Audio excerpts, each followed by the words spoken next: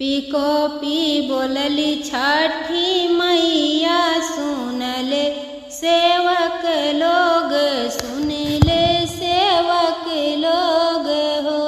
मोरे घाट दुबिया उपज गई, मकरी बासड़ लहली, मकरी बासड़ लहली हो।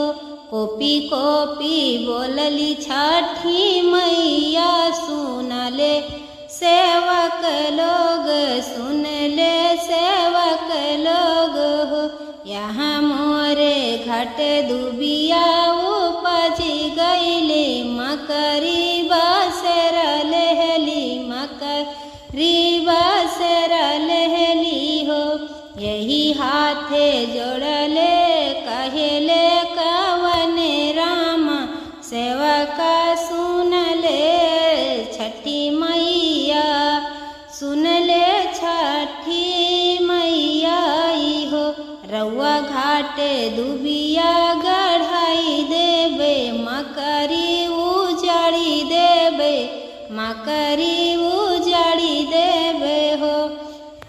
हंसी हंसी कहली कावन रानी, हाथे माँ सेंधरा लहली, हाथे माँ सेंधरा लहली हो। रउआ घाटे गोबराली पाई देवे, चंदना छिड़काई देवे, चंदना छिड़काई देवे हो। ये हाथी जोड़ी कहले सेवक लोग, सुन ले छठी मैया, सुन ले छठी मैया हो। रउआ घाट दुबिया गढ़ाई देवे, मकरी उजाड़ी देवे, मकरी उजाड़ी देवे हो। हंसी हंसी कहली कावन रानी, हाथे माँ सिंधरा लहली, हाथे माँ सिंधरा लहली हो। रउआ घाटे चंदना तार, रउआ घाटे चननी तानाई देवे, वसिया भराई देवे, वसिया भराई देवे हो।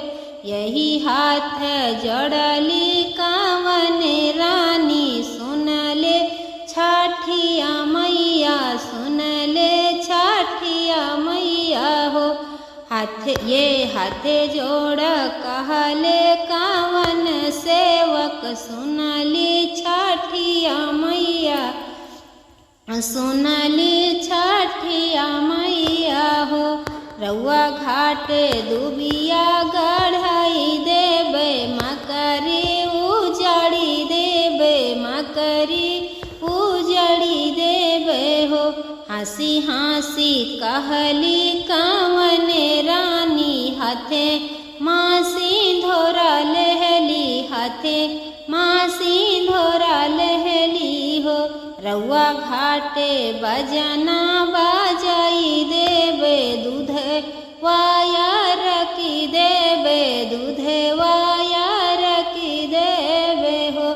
कोपी कोपी बोलली छठिया मैया, सुन ले सेवक लोग, सुन ले सेवक लोग हो। अगर ये गाना में गलती हुई होगी तो माफ़ करना। लाइक शेयर ज़रूर करना, सब्सक्राइब करना मत भूलिएगा। लाइक ज़रूर से ज़रूर दीजिएगा। आप सब लोग हमारा भी सपोर्ट कीजिए। नमस्ते।